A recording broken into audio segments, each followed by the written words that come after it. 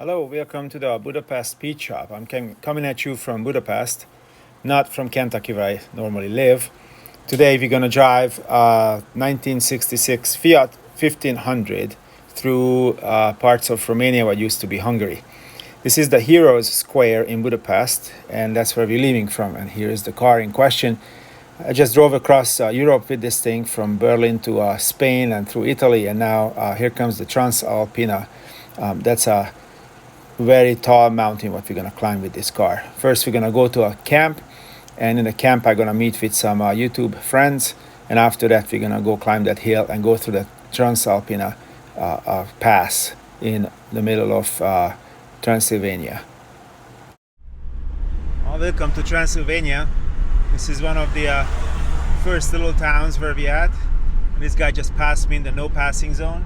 People are burning trash in their chimneys. So as soon as we get out of the populated areas, there will be some nice scenery to see. But there are some more villages to come before we get there. There are several nice churches on the way. Here is one of the examples. And meanwhile, you can observe some heavy traffic. People are very religious around here. They have many different religions. And storks on the other side. I don't know if you can see them. Got into the next village. You can see the minor pollution here, but still can see the road. People like to burn anything around here. They have absolutely no regard for the environment. But what a nice looking church here.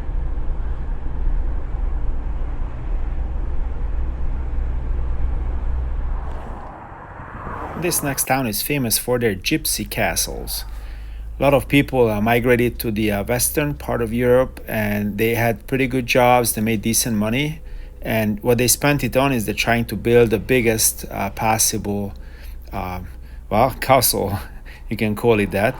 They might not have money to finish it, and they're not really living in the whole thing. They're just basically trying to outdo the neighbors, and they build it as fancy and as large as they possibly can. Sometimes at winter time they can't keep it heated, or they don't even have cooling system like AC. But since they can't really heat it, therefore they only live at the small little room at the bottom. Talking about priorities, but you can see some houses are normal, and then here are these castles, and see who can build it taller. It's definitely not in every town, and not every houses are like that. But here you can see them, and a lot of people dying on this road because there are a lot of accidents happening. Driving in Romania is extremely dangerous, and because people are disregarding most of the traffic rules, the police can't really do much with them. Lots of nice places are waiting for us, but I really wanted to show you guys these extravagant castles. Now, as we're getting closer, here's the Bank of Transylvania on the corner, if you see that. I bet you haven't seen that before in Kentucky. But we're gonna get off the main road here, and we're gonna start heading up the hills and see some beautiful sights. Now that we got out of the sort of the civilization, this is a gorgeous place. A lot of hills, nice roads, and now you don't feel any smoke anymore, and it's just a great place to visit now if you can disregard the villages and the little towns. This is a really nice place.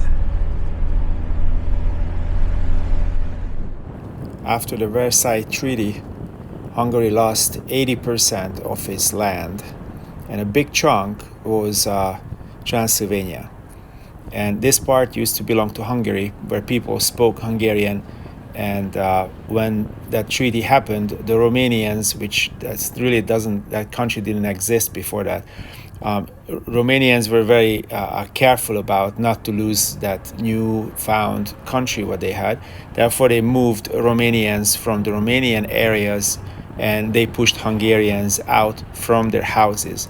So there is a big chunk of part what we just went through, where people don't really speak Hungarian anymore because Romanians were moved in, Hungarians were moved out. and that still after 100 years, almost 100 years, Hungarians still survived, and they're still using their language, although it's a little bit different dialect than what I was used to or I grew up in mainland Hungary, I would say. Hungarians who are stuck on this side of the border, they got their land taken away, their houses taken away. They could not go to colleges where they wanted to go to, or they couldn't get certain jobs.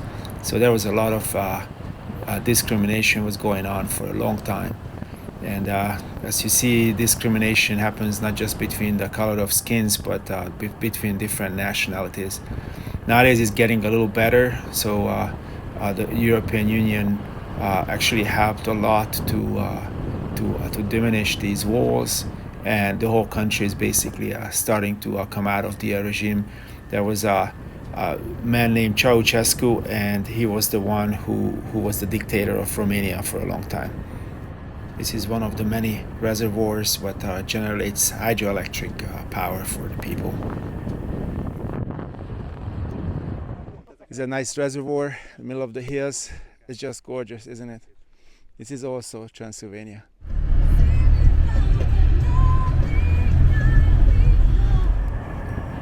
Wow, who needs fences? These animals just roaring around freely. I guess they're going home. So the real reason for this trip, because I have a Hungarian YouTube channel and I have a bunch of viewers from this area, so I made a meet and greet for them. I rented a camp, and then we're gonna have several old cars and other people will show up there to meet with each other, have some fun. I don't know if you see those yellow pipes on the side of the road next to the fences. Those are actual natural gas pipes to heat the houses and supply gas for the houses. And they just casually put it next to it. Sometimes it's buried under where there's a driveway, and they just casually running on the road, and they just put it there outside the fences. It's fascinating. I never ever seen that anywhere else in the world before. We arrived to Kolozsvár. Kolozsvár is the name of this city for a very long time, and then when it's become under Romanian rule, then they call it something else, like Slui Napoca or something like that. But this is the church for a king who used to be a Hungarian king called Mátyás király, and this is his statue over here. And apparently the Hungarian government rebuilt or restored this church and the whole square, and including this statue over here. And we are in the camp now. This is my retro tent. It's actually an old tent from the 1960s or maybe early 70s. So this goes well with the car. So just show you inside. There is a little bit of place where you can put your stuff or change if you want. And then here is the bedroom.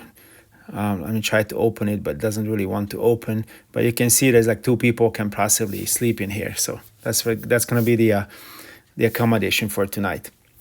Also, there are some other viewers showed up. This one is a GM product. It was actually exported to the US as well. There was an Opel, and this one is a Ford. This Ford is a English Ford. It was made in the UK. And then back to this car. This is the guy who drove it, and then he actually has a retro tent. And the Opel Manta was basically, Opel is owned by General Motors for a very long time, and they made this Manta, and you can find this car in advertised in the US as well sometimes. It's got a little 4-cylinder engine, and well, some people called it a baby Corvette, but I would disagree with that. You can see inside of it how it looks like. You can move the seats forward so you can sit in the back. This was a very popular car back then, and it's got a more modern fuel-injected engine in it, and that's not exactly the original version. I had one of these cars when I was young, but it never ran. Someone trying to convert it to a fuel injection, but it never actually finished it. It was too big of a bite. But he has all kind of retro stuff. He's gonna drive it all the way through, going up to the hill with us. And then he has a bunch of other things. He also has a retro tent, an old Hungarian Airlines a suitcase, an old camera, and some camping gear with the tent, what he has there. I asked him if he shows me what that, oh, there's some soda water maker and some demijohn it's called, where you put the wine in it. And I don't know what the heck is this. So I asked him to open it up for me. And as it turns out, it's a little old gas stove. And next to it, looks like a very vintage little box or little suitcase. And then I asked him to open it up for us.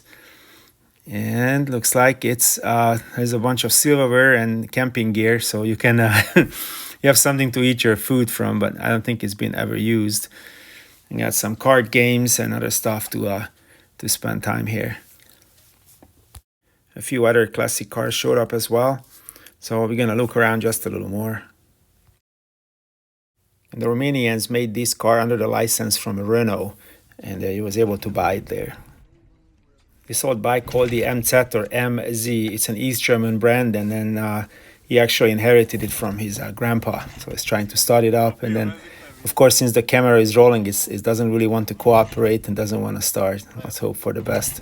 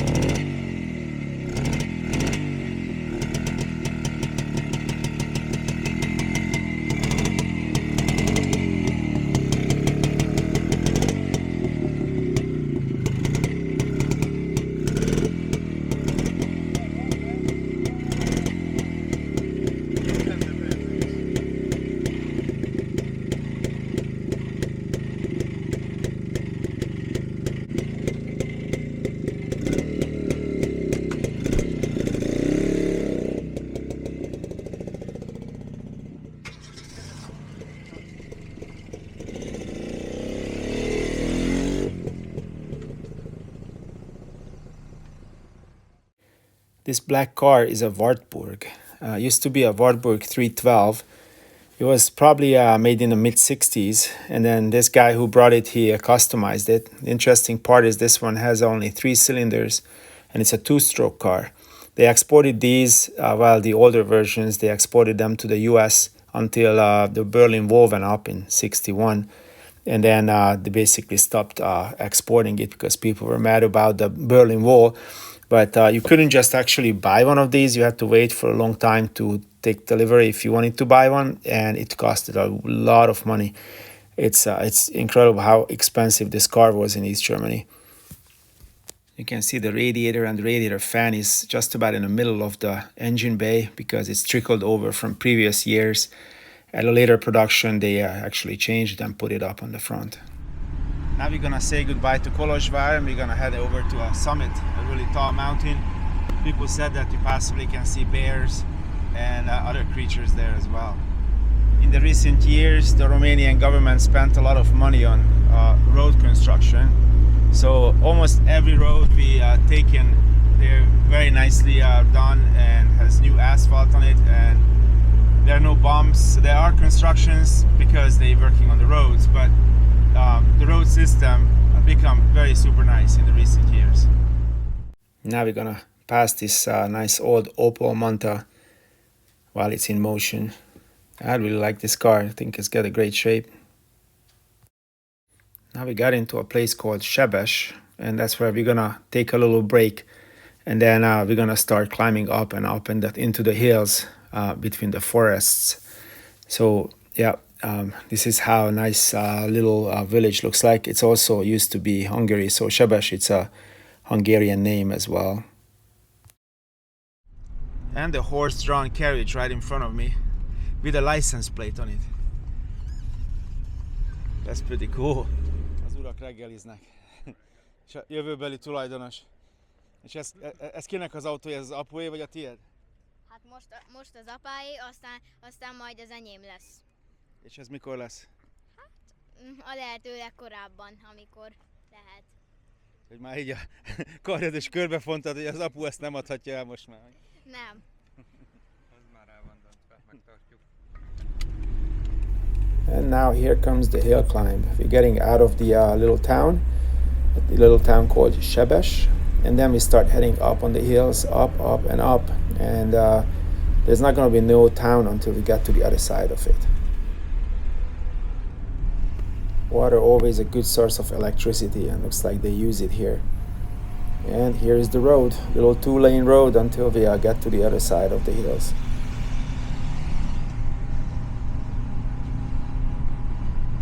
You're gonna see a few more motorcyclists because this is a great destination for them. Every year, a couple of them dies here because it's a very dangerous road. It could be a very dangerous road, especially the way they drive in. This is the way up to the Transalpina road, which goes very high up in the on the mountains. It's a very gorgeous drive, a lot of curves, and it actually could be Kentucky too if you look at it. Well, slightly different trees, but it's a very nice place right now.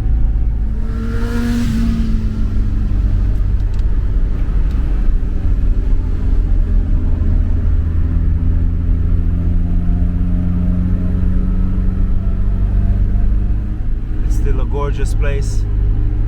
A lot of motorcycle riders coming over from the Czech Republic. I see a lot of license plates from there, and well, this is Transylvania, guys. It's also it's not just the villages, but the gigantic trees, hills, mountains, and water coming down from the side of the hill here.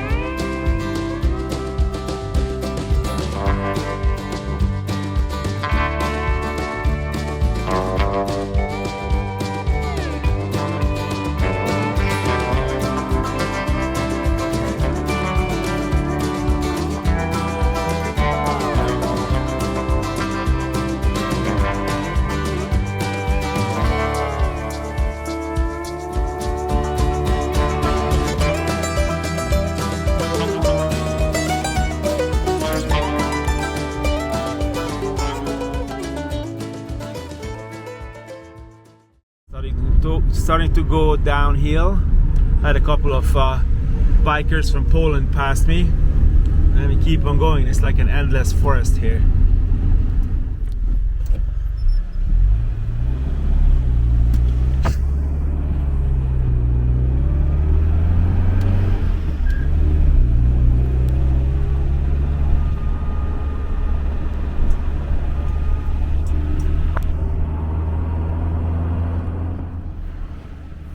are going uphill, and a lot of uphill. Usually in second gear on the little car, it's got 4 gears and only 4 cylinders, but it's doing pretty well. There are some hairpin curves, and yeah, so far I haven't seen any bears, just cows and some bees. But it's a beautiful place, as you guys see that. Today it's a Sunday, so there are gonna be a lot of other tourists are gonna come by. So sooner or later there are gonna be a lining up for everything. This truck actually brought over some livestock to feed. As we're going higher in elevation, the trees are disappearing, and well, it looks like the Alps, but it's really not the Alps. This is this is part of Transylvania.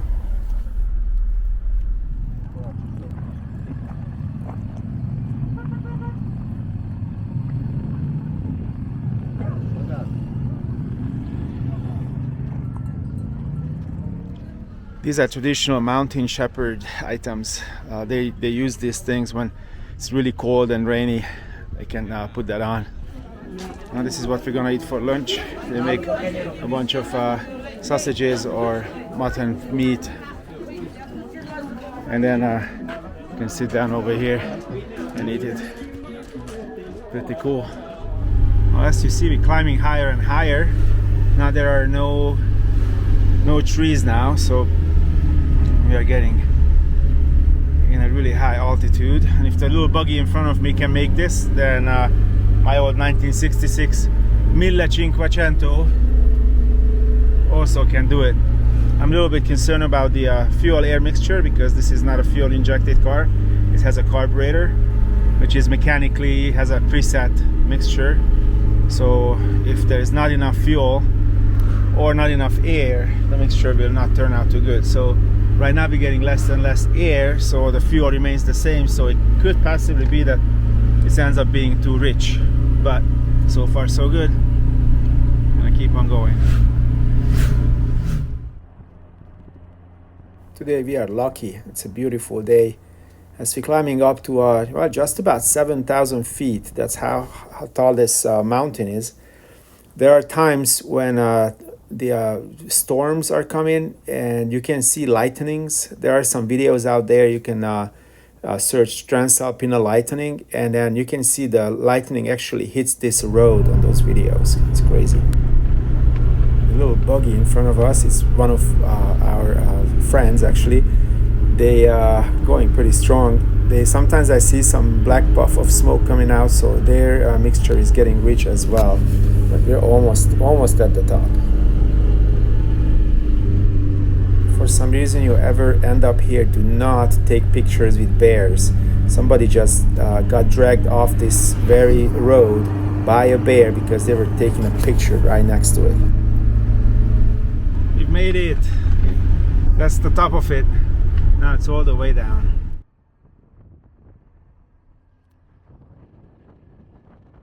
When you're heading downhill with an old car or any kind of car, try to use engine brake.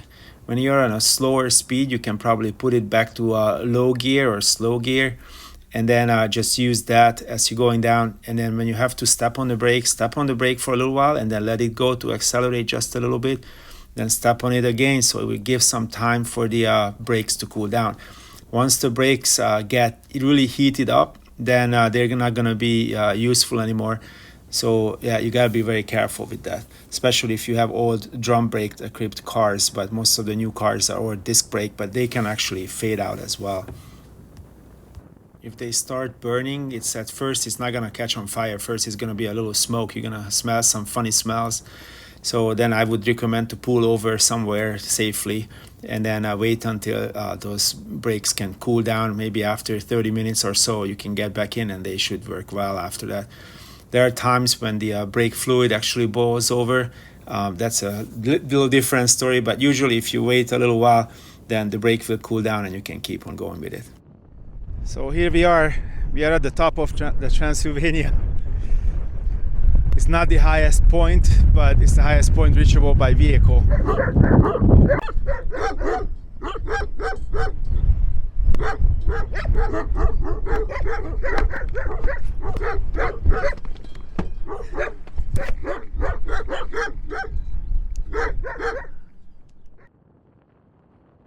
Now we got to the other side of the hill, and now we're heading back towards Hungary. There are some buildings which were never finished. Someone had a grand idea and then they didn't get finished. That's quite common around here. This is a very nice road. It goes by a river, and this will take us back to Deva, which is another town the other side of the mountains.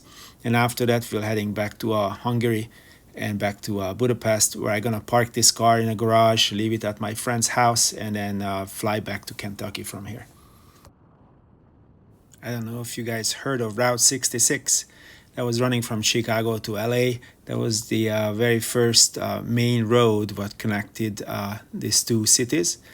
And over here in Romania, there is also a Route 66, which we are on right now. So welcome to Route 66.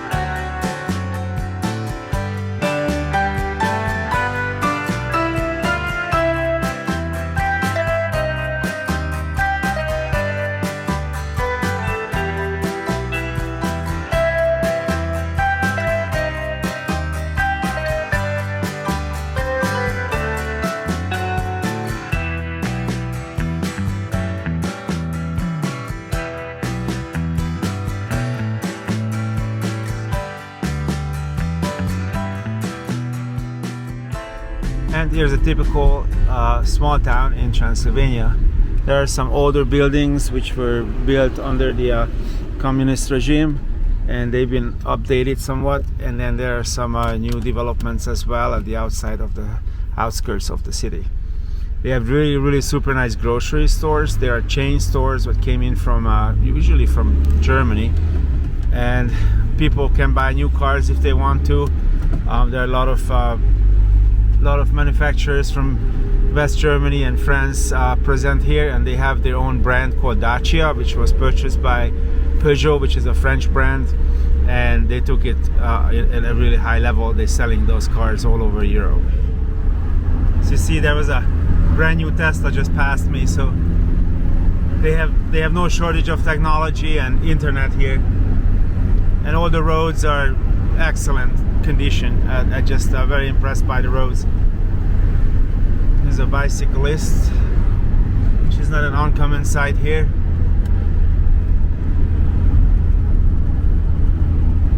So our tour ends here on Deva. It's a little town not too far from the Hungarian border. It used to be a Hungarian city. But thanks for watching, and then you guys have a nice time in the next school year. Bye.